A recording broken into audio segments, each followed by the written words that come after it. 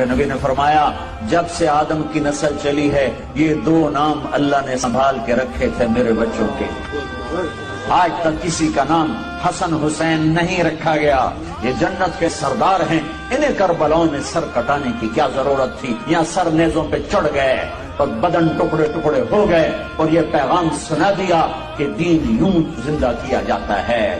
یہ یوں نمازیں پڑھ کے دکھائیں، سورج سر پہ یوں ڈھلا اور ظہر کا وقت داخل ہوا تو امام حسین علی مقام نے اس زہر کو بلا کر فرمایا ان سے کہو ہمیں نماز پڑھنے کے لیے تھوڑی مہلت دے دو۔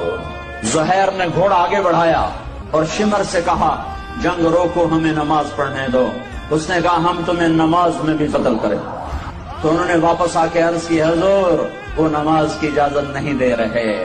تو آپ کہتے آدھے ان سے جنگ کرو اور آدھے اللہ اکبر کہو۔ یہ ایسے نمازی دھرتی نے کبھی نہیں دیکھے، آسمان نے کبھی نہیں دیکھے، فرشتوں نے کبھی نہیں دیکھے کہ اپنے خون سے وضو ہو رہا ہے، یہ کربلا کی مٹی سے تیمم ہو رہا ہے، خون آلود پیشانیوں کے ساتھ، فوارہ بنے بدنوں کے ساتھ، ٹوٹے پھوٹے اعضاء کے ساتھ اللہ اکبر۔